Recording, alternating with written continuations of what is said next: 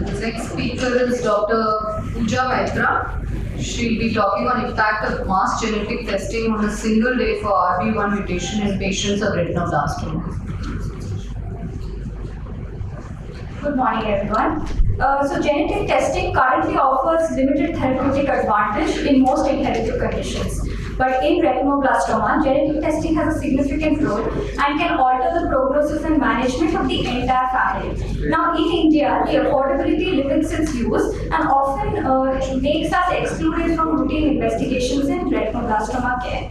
Now, apart from awareness activities, on the occasion of World Retinoblastoma Awareness Week on 13 May 2017, we organized a mass genetic testing facility free of cost for the patients under our care who were otherwise not affordable for such testing. We did a pedigree analysis and collected peripheral blood smear from the patients, their parents and siblings. Genomic DNA was isolated and sequencing PCR was performed. MLPA was also performed, and if the mutation was identified in the proband, the parents and siblings were screened for the presence of the same mutation.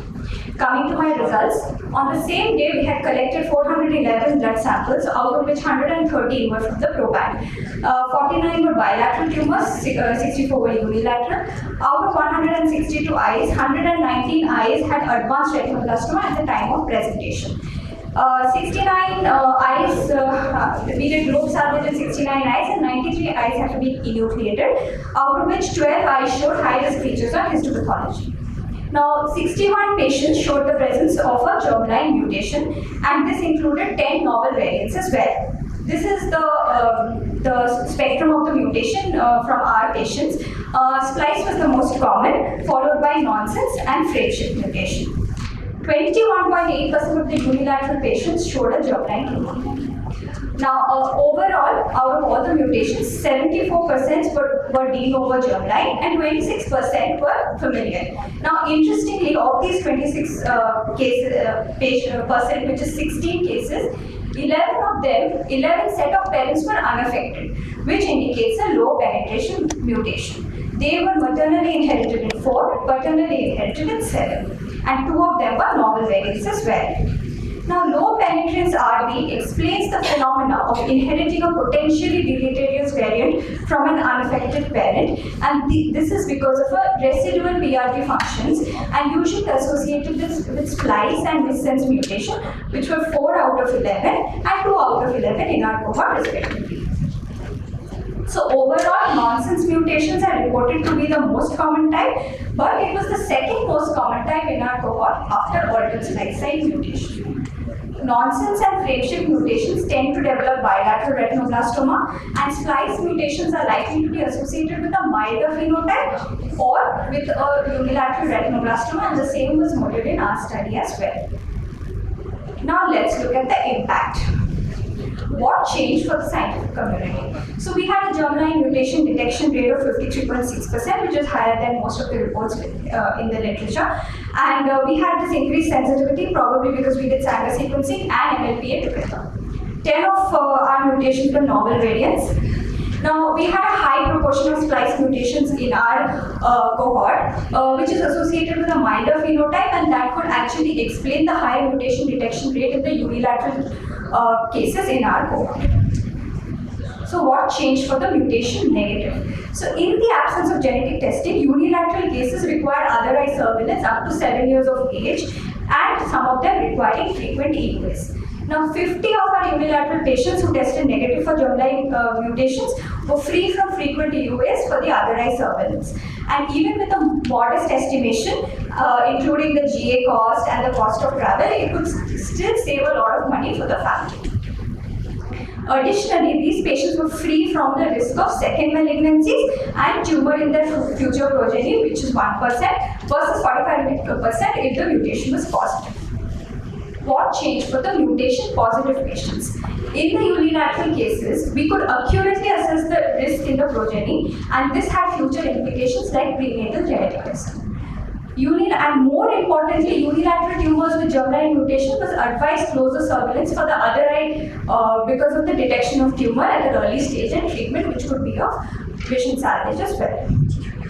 So what changed for the sibling? So one patient in our cohort was diagnosed at 1 month of age with bilateral retinoblastoma, had no family history, and on genetic testing had a heterozygous deletion of the whole RB1 gene. Now the same mutation was detected in the father, and subsequently her sister was born in 2021, underwent screening at 5 days of age and found to have a unilateral tumor for which she was treated with maximum salvage of vision. So what changed for the family? An initiative such as this encouraged the interaction between the impacted families and led to the formation of a sort of a cancer support group, which is otherwise rare in India, wherein families of survivors provided motivation and courage to the families of the newly diagnosed patients. And the continued impact of our initiative was seen by the enthusiastic number of families attending the annual retinoblastoma awareness program even in the subsequent years. And we were able to translate a desired ideal into a heartwarming reality. And it is indeed special because I'm presenting this paper on the second week of May, which is the Retinoblastoma Awareness Week. Thank you. Good presentation. How did you do? Did you do the sequencing by Sanger sequencing? Yes, by Sangers and then MLPA, multiplex program. And how did you outsource it or you did it yourself? So we have a lab which is not in-house, but it is an admin lab in another center. So all the blood samples were transported, 411 blood samples were transported, and they were processed within 1 week, stored with EDTA and then they analyzed and... They analyzed it, and the post-test counseling was also given subsequently. So we segmented patients who needed the counseling earlier. Like some of them had, the mother was pregnant again and needed an answer. So we sort of streamlined in that way. And it was very difficult to pull in because we needed the mother and the father, both the samples. And in retinoblastoma, one of the problems we face is sometimes there are broken families. So to bring them together was a real challenge on a single day. Good presentation. Just one question. In your analysis, you just looked at the RB mutation. Did you find for MECAN mutation? No, so that was the fallacy of the study. We did not look at the MECAN mutation, which is if we had to look at it, it is usually in the unilateral tumors which are multifocal, aggressive early, and we needed the histopathology sample of the enucleated eye. So that we did not. We only had the blood. Thank you. It is, as it was already in a enucleated eye. So in futuristic approach, can you apply the slow research in a before pregnancy? Yes, sir. So right now we in fact have one patient who she was enucleated in her childhood. Her first child is with us under our care, and when she was pregnant, she actually wanted to know, because it's a germline mutation, she wanted to know the risk. She underwent chorionic villus sampling at 16 weeks. It turned out to be RB1 positive, and since she's seen her first child undergo multiple cycles of chemotherapy, she opted for this MTP. Yeah, before 3 months of age, you can. And now, old one, that technique. So and now we are actually offering this to our patients, and it is surprising how so many of patients who are otherwise we feel unaffordable, that they may be unaffordable for prenatal genetic testing, are opting for it, because if they have seen one family member go through the trauma of chemotherapy and all the other treatment, they really feel that it is wrong. Yes, if you looked at all that expenditure, then I think it's very, very helpful. Yes. Thank you so much.